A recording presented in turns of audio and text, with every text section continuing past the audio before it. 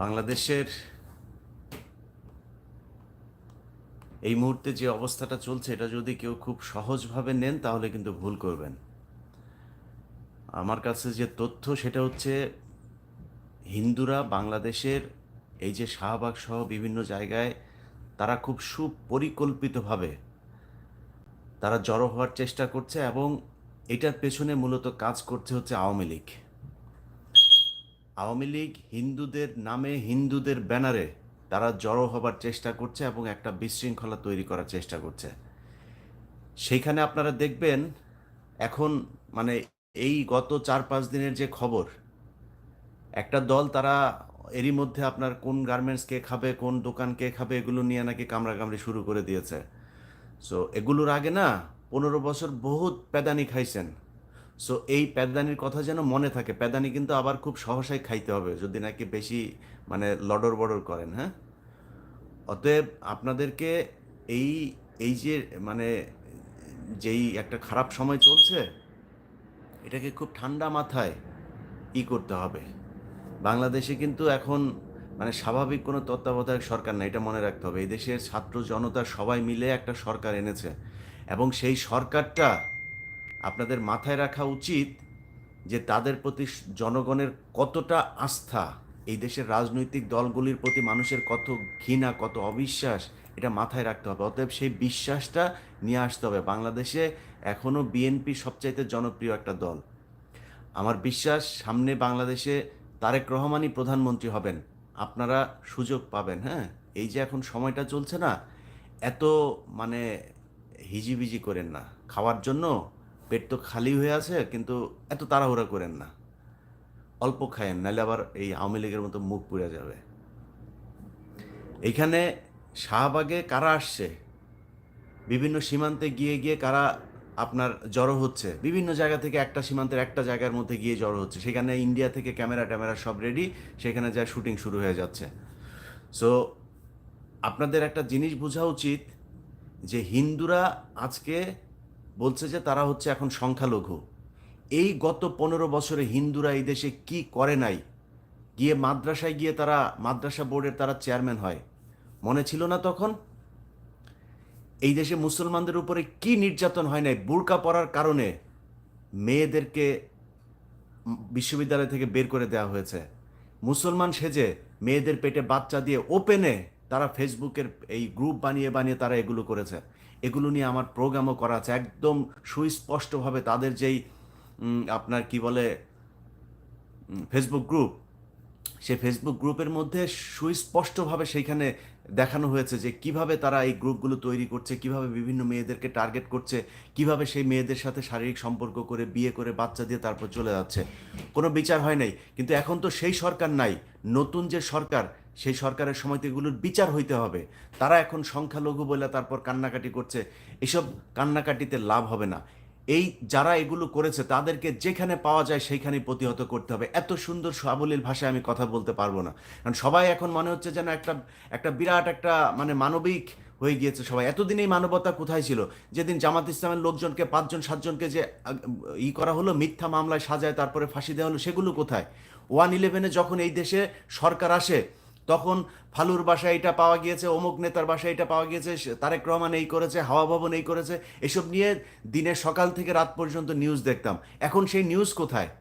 So বিএনপিকে মাথায় রাখতে হবে, এক টেলিভিশন নিয়ে 3জন কারাকারি না করে ওই টেলিভিশনে যেসব সাংবাদিকরা ছিল এখনো পর্যন্ত চ্যানেলের সময় আপনার টক শো করে, কিভাবে সম্ভব?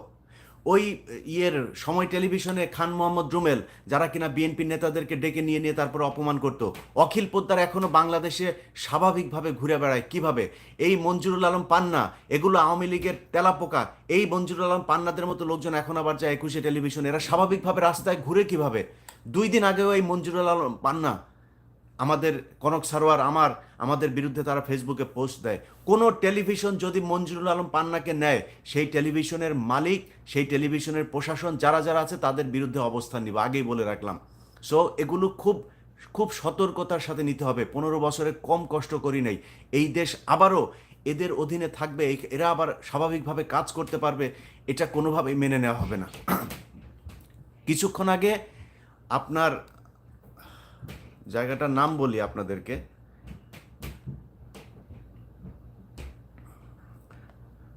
লালমনিরহাট হাতীবান্ধা উপজেলার গোতামারি সীমান্ত, সেইখানে প্রায় 500 মতো হিন্দু জড়ো হয়েছে। তাদের সাথে নাই কোনো স্ত্রী, নাই সন্তান, মানে মনে হচ্ছে একটা মিছিলে গিয়েছে, সব যুবক ছেলেরা পুরুষেরা যায়, তারপর সেখানে হাজির। কি হয়েছে, তাদেরকে নাকি এখানে পেটাচ্ছে, পেটায় তারপরে করছে।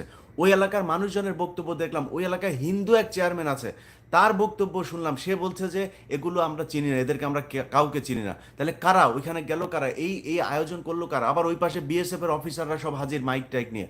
আমি একটা প্রোগ্রাম করছি, সেই প্রোগ্রামে আমি দেখাবো এই জিনিসগুলো যে কিভাবে হিন্দুরা করছে। আপনারা এত সহজে ভুলে গেলে হবে না। এরা গত 15 বছরে কতটা, একটা থানার ভেতরে একজন হিন্দু যদি থাকে, সে পুরো থানার, মানে এসআই, হিন্দুর এসআই ওসিকে থ্রেট করে। একটা অফিসের ভেতরে একটা হিন্দু যদি থাকে, সে পুরো অফিসকে নিয়ন্ত্রণ করে। এই কয়েকদিন আগে 21 টেলিভিশনের কথাই বলি, পীযূষ বন্দ্যোপাধ্যায় এখন পালিয়েছে। সে খবর শুনেই এই কয়েকদিন আগে সে পালিয়েছে। সে জানতো যে একটা সমস্যা হতে যাচ্ছে, পালিয়ে সে চলে গিয়েছে। কিন্তু এই এতদিন ধরে বিভিন্ন প্রেজেন্টারদেরকে উত্ত্যক্ত করা, মেয়ে রিপোর্টারদেরকে উত্ত্যক্ত করা, এসব খবর আমাদের কাছে এসছে, কিচ্ছু বলতে পারি নাই। সো সেই হিন্দুরাই তো এখন আওয়ামী লীগ সেচ্ছে। আপনি ক্ষমতায় যখন থাকবেন তখন আপনি হিন্দু, আপনি ভারতের সরাসরি করবেন, অখণ্ড ভারত করবেন, সেই ঘোষণা দিবেন। তো এখন আপনি আবার সংখ্যালঘু হন কিভাবে? গোবিন্দ প্রামাণিক, তাকে যেখানে পাওয়া যায় সেইখানে প্রতিহত করতে হবে, যেখানে পাওয়া যায়। আল্লাহর ওয়াস্তে এই ব্যক্তি বাংলাদেশকে অখণ্ড ভারতের অংশ করতে চেয়েছে। এখন যত সুন্দর করে কথা বলতে চাক, এগুলো সময় দেয়া যাবে না। আমার যে কষ্ট, আমার চাইতে বেশি কষ্ট এই ভারতের কারণে, এই হিন্দুদের কারণে আপনারা এখানে মানে সহ্য করেছেন। অতএব আপনাদেরকে এগুলো প্রতিহত করতে হবে।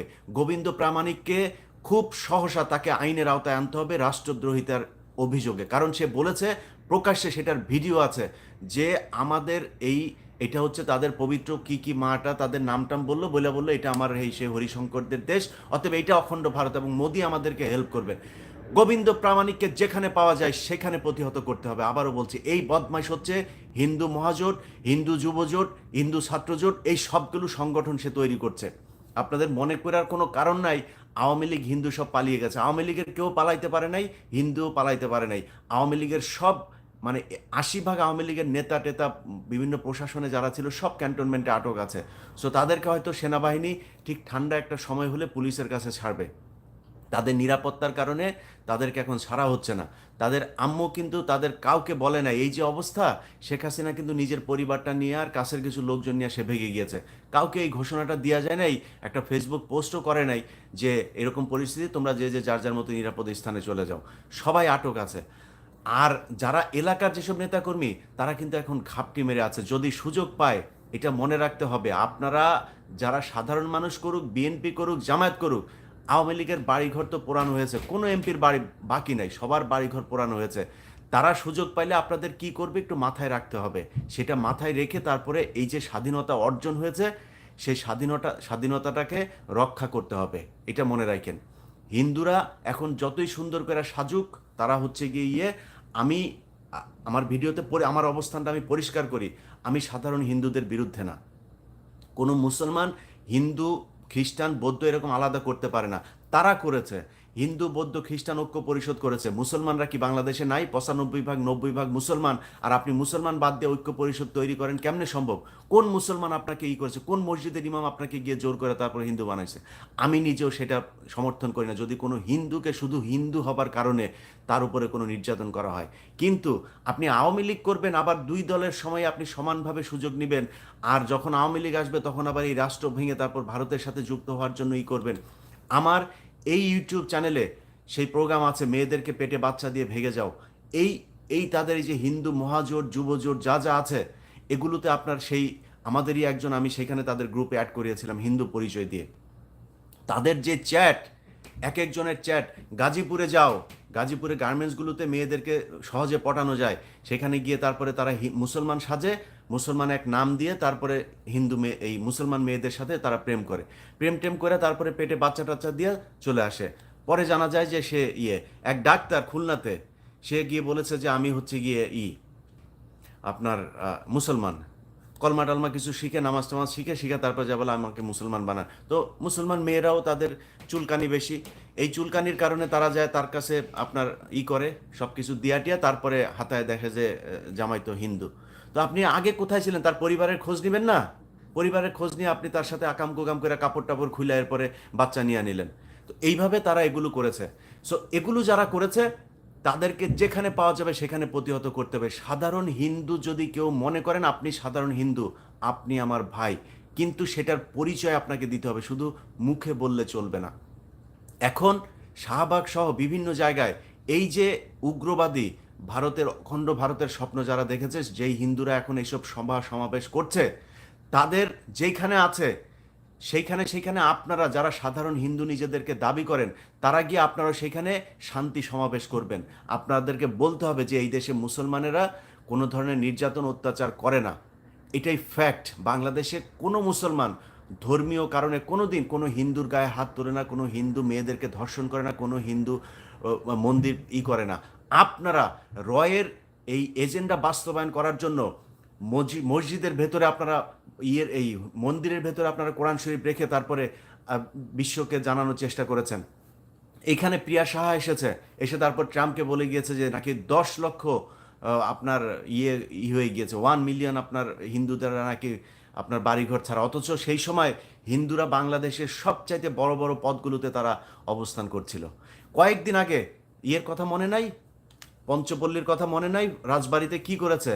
সেইখানে 2টা ভাইকে শুধু কোনো কারণ ছাড়া, সেখানে তারা হিন্দু অধ্যুষিত, এই জন্য 2টা ভাইকে আপনার মেরে ফেললো একটা নাটক সাজিয়ে। এগুলো তো আমরা ভুলে যাই নাই। এগুলোর হিসাব এই দেশের যেই হিন্দুরা এগুলো করেছে তাদেরকে দিতে হবে। আমি মনে করি বাংলাদেশের ভাইয়েরা আল্লাহর ওয়াস্তে কারাকারি বাদ দিয়া স্বাধীনতাটা রক্ষা করেন। এখনো বিপদ আছে। আমি কিছুক্ষণ আগে গোয়েন্দা সংস্থার একজনের কাছে শুনলাম, সে আমাকে বলল যে ভাই একটা ভিডিও করে মানুষকে জানান যে এই হিন্দুদের ইয়েতে কিন্তু আপনার আওয়ামী লীগ আসছে।